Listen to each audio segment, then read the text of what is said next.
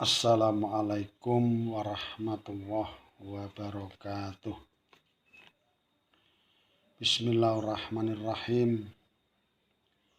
Alhamdulillahirabbil alamin wa bihi nasta'inu ala umuri dunya waddin la haula wala quwata illa billahil azim. Amma ba'd. Hadratul muhtaramin, para alim, para kiai ingkang selalu kita dherekaken, ingkang selalu kula taati menapa ingkang dados mauidhah hasanahipun. Kula badhe maos mukadimah niki nggih, perhatian umat Islam terhadap kitab-kitab tafsir Al-Qur'anil Karim. Al-Quran adalah undang-undang syariat dan sumber hukum yang harus ditaati dan diamalkan oleh setiap muslim. Di dalamnya termuat masalah-masalah halal haram serta amar ma'ruf nahi mungkar. Al-Quran juga sebagai sumber inspirasi sastra dan akhlak. Di situ setiap muslim diperintahkan untuk berpegang teguh pada prinsip-prinsip Al-Quran. Dengan demikian, mereka akan memperoleh kebahagiaan dan petunjuk yang akan mengantarkan mereka di dalam memperoleh keberuntungan di hadapan Allah kelak di akhirat. Akhlak adalah merupakan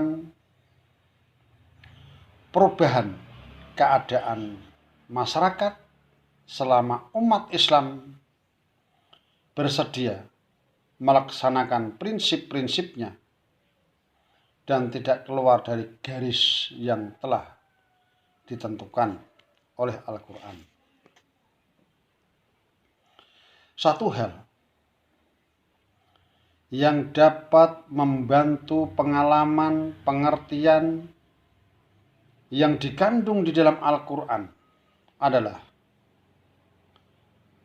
turunnya Al-Quran secara berangsur-angsur sesuai dengan peristiwa-peristiwa atau kejadian-kejadian yang menimpa umat Islam selama 23 tahun lebih. Setiap ayat yang turun kepada Nabi Muhammad SAW selalu membicarakan permasalahan yang ketika itu sedang dialami oleh umat Islam. Karenanya secara langsung Rasulullah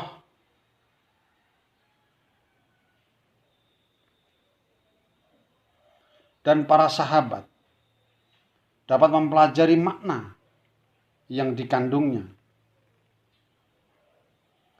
Rasulullah berupaya menjelaskan makna ayat yang global, menjelaskan pengertian yang masih samar dan memecahkan berbagai problema yang mereka hadapi. Sebagai akibatnya mereka tidak merasa rugi lagi terhadap kandungan Al-Quran.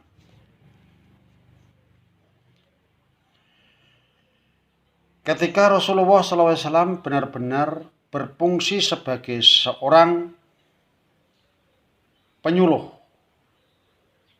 yang mampu menunjukkan jalan lurus sekaligus menjelaskan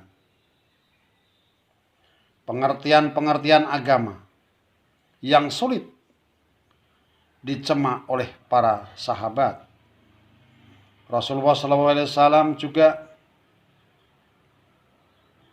sebagai penafsir Al-Quran dengan sunnah-sunnah beliau, baik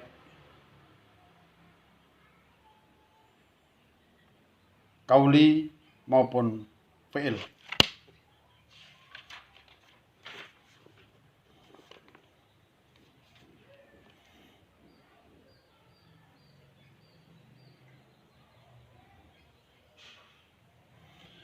Hal tersebut telah dijelaskan Allah di dalam Al-Quran. Bismillahirrahmanirrahim. Anzalna ilaika dzikra litubazzina linnas ma nuzila ilaihim. Dan kami turunkan kepada Al-Quran, kata Allah, agar kamu menerangkan kepada umat manusia apa yang telah diturunkan kepada mereka dan supaya mereka memikirkan.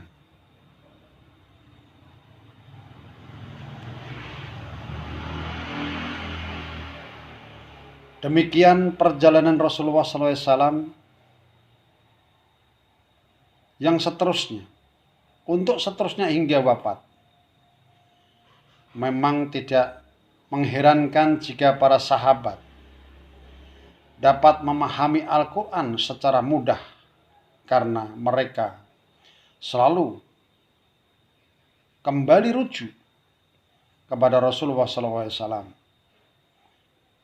Situasi ini berlangsung terus hingga Rasulullah SAW wafat. Dan hingga masa sekarang. Masa sekarang pun sunnah-sunnah Rasulullah SAW masih dipakai sebagai rujukan di dalam menafsirkan Al-Quran. Kaum muslimin rahimakumullah. Saat ini kitab tafsir lahir dengan berbagai versi dan metode baru. Seperti kita saksikan, hal ini merupakan tanda bahwa pada setiap generasi pasti lahir kitab tafsir yang membahas berbagai persoalan sesuai dengan kebutuhan masa. Di antara kitab-kitab tersebut ada yang mengulas secara padat dan ada pula yang memberikan bahasan secara panjang lebar. Walau demikian, di dalam kandungan Al-Quran itu sendiri terdapat berbagai rahasia yang tak mampu diungkapkan sekalipun dilakukan oleh ahli tafsir atau mufasir. Tentunya masalah tersebut menjadi bahan pembahasan yang selalu aktual di segala zaman dan dalam keadaan kemajuan pemikiran umat manusia. Hal ini lantaran Allah telah berfirman, a'udzubillahi minasyaitonirrajim, bismillahirrahmanirrahim. Wa ma utitum minal ilmi illa qalilan. Dan tidaklah kamu diberi pengetahuan melainkan sedikit. Al-Isra ayat 17. Pengertian para mufasir. 1. Tafsir di masa para sahabat. Sepeninggalan Rasulullah SAW, umat Islam mulai mempelajari Al-Quran di samping menyelidiki makna-makna yang terkandung dengan memperhatikan riwayat-riwayat para sahabat yang terus-menerus mendampingi Rasulullah SAW. Kaum muslimin rahimakumullah. Para sahabat yang termasyhur di bidang tafsir Al-Quran terdapat 10 orang, yakni 1 Abu Bakar, yang kedua Umar, yang ketiga Utsman, yang keempat Ali. Mereka adalah khalifah yang 4. Yang kelima Abdullah Ibnu Mas'ud, yang keenam Ibnu Abbas, yang ketujuh Ubay bin Ka'ab, yang kedelapan Zaid bin Sabit, yang kesembilan Abu Musa Al-Asy'ari, yang ke-10 Abdullah Ibnu Zubair. Khalifah yang paling banyak meriwayatkan tafsir adalah Ali bin Abi Thalib, sedang 3 khalifah lainnya boleh dibilang jarang meriwayatkan, dan ternyata Ibnu Mas'ud yang wafat tahun 32 Hijriah di Madinah lebih banyak meriwayatkan tafsir dibanding Ali bin Abi Thalib. Subhanallah. Abdullah bin Abbas wafat tahun 68 Hijriah di Taif. Adalah seorang sahabat yang dikenal sebagai penafsir Al-Quran, lautan ilmu, dan guru para mufassir. Riwayat di dalam ilmu tafsir yang datang dari Ibnu Abbas sangatlah banyak. Ia adalah satu-satunya orang yang mendapatkan doa secara langsung dari Rasulullah SAW ketika Nabi Muhammad SAW berdoa, Allahumma faqih fid-dini wa alimhu tawil. Ya Allah, berilah, Allahumma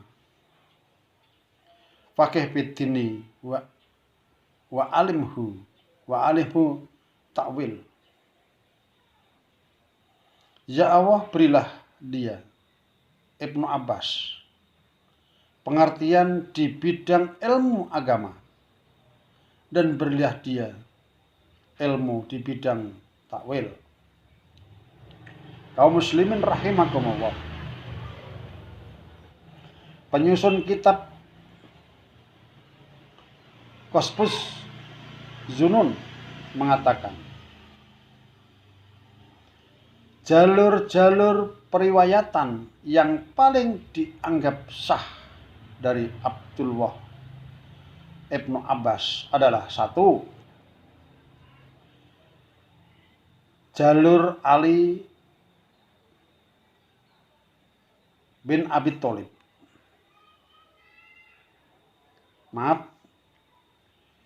Jalur Ali Ibnu Abi Thalhah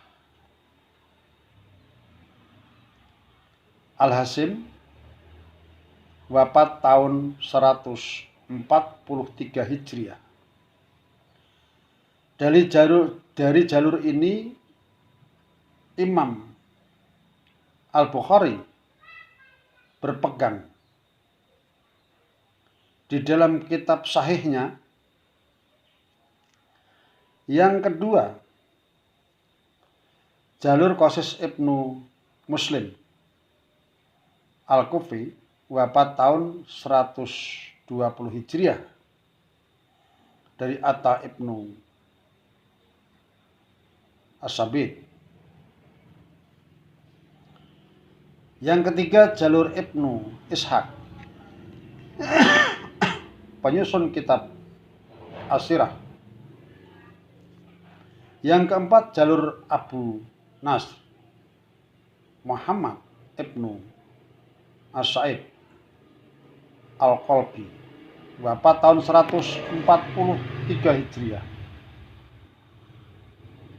Namun demikian, jalur ini terbilang paling lemah, lebih-lebih jika mendapatkan persetujuan dari Muhammad ibnu Marwan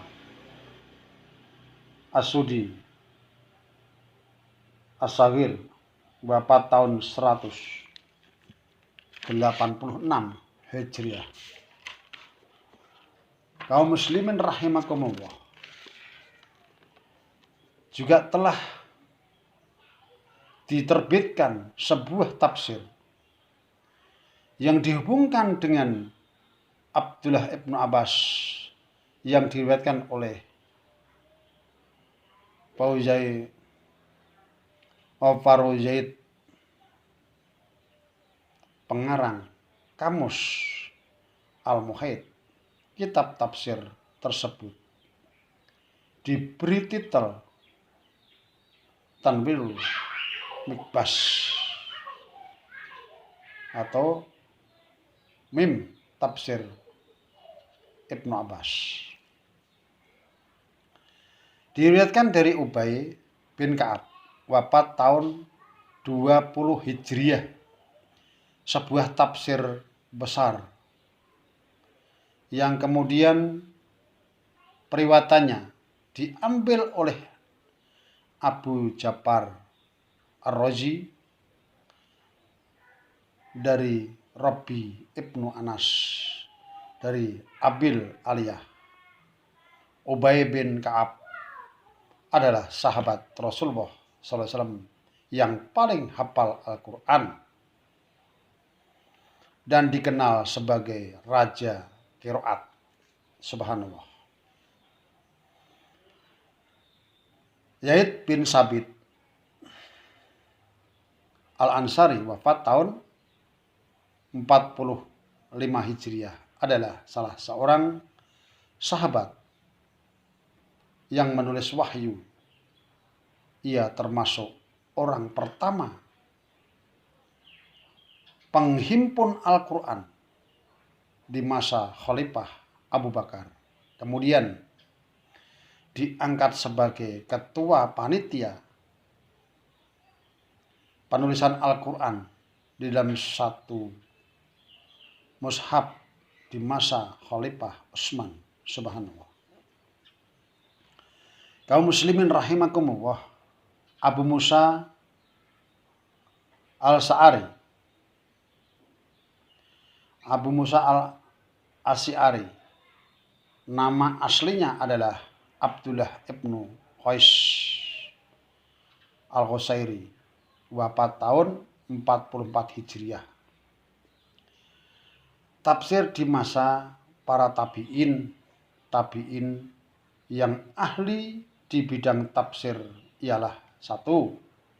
Ulama Mekah yang terdiri dari para sahabat Abdullah ibnu Abbas. Di antara mereka adalah 1. Mujahid ibnu Jabar, wafat tahun 103 Hijriah. Ia mengatakan, aku membaca Al-Quran di hadapan Abdullah ibnu Abbas sebanyak 30 kali. Kitab tafsirnya dipakai pegangan Imam As-Syafi'i, Imam Bukhari, dan Sa'id ibnu Jarir Jubair, wafat tahun 94. Yang ketiga, Ikrimah bekas hamba Abdullah ibnu Abbas, wafat tahun 105 Hijriah di Mekah. Yang keempat, Tawus ibnu Kusan Al-Zamani, wafat tahun 106 Hijriah. Yang kelima, Atta ibnu Rabbi Robbah Al-Maki wafat tahun 114 Hijriah. Sofyan As-Sauri mengatakan, ambillah tafsir dari 4 orang, yakni Sa'id Ibnu Jubair, Mujahid, Ikrimah, dan Ad-Dahak. Qatadah mengatakan para tabi'in yang paling alim terdiri dari 4 orang. Atta Ibnu Abi Robah paling alim di bidang ibadah.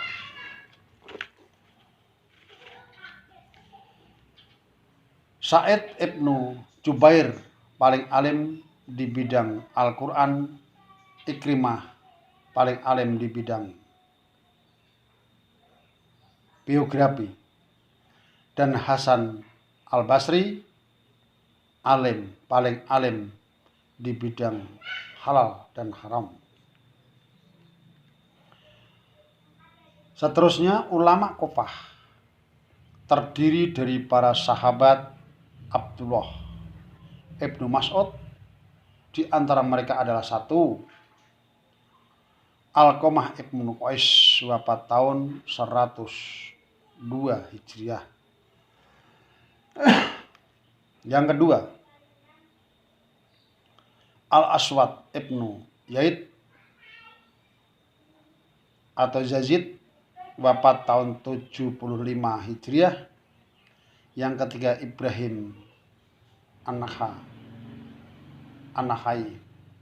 wafat tahun 95 Hijriah. Atau 4 As-Sabi wafat tahun 105 Hijriah. Ulama-ulama Madinah yang terdiri dari para sahabat, yaitu Ibnu Aslam Adawi Al-Madani wafat tahun 136 Hijriah. Ia mempunyai kitab tafsir yang termasuk klasifikasi standar bagi seluruh kitab tafsir. Di antara ulama Madinah yang terkenal adalah 1 Abdurrahman Ibnu Yaid, anak Yaid, wafat tahun 182 Hijriah. Yang kedua, Malik Ibnu Anas, wafat tahun 179 Hijriah. Yang ketiga, Al-Hasan Al-Basri, wafat tahun 121 Hijriah. Yang keempat, Atta Ibnu Abi Muslim Al-Husaini, wafat tahun 135 Hijriah. Yang kelima, Muhammad Ibnu Ka'ab Al-Qurazi, wafat tahun 117 Hijriah. Yang keenam, Abdul Aliyah Rafi Ibnu Mihran Ar-Rojai, wafat tahun 90 Hijriah. Yang ketujuh, Ad-Dahak Ibnu Muzahim, wafat tahun 105 Hijriah. Yang kedelapan, Atiyah Ibnu Sa'id Al-Auf, wafat tahun 111 Hijriah. Dan yang kesembilan, Qatadah Ibnu Da'amah As-Sadusi, wafat tahun 117 Hijriah. Yang ke-10, Ar-Rabi Ibnu Anas, wafat tahun 139 Hijriah. Yang ke-11, Ismail Ibnu Abdurrahman As-Sudi Al-Kabir, wafat tahun 127 Hijriah. Demikian terusannya, nanti kita sambung. Kurang lebihnya mohon maaf. Bila taufik wal hidayah. waridhole wal inayah. Assalamualaikum warahmatullahi wabarakatuh.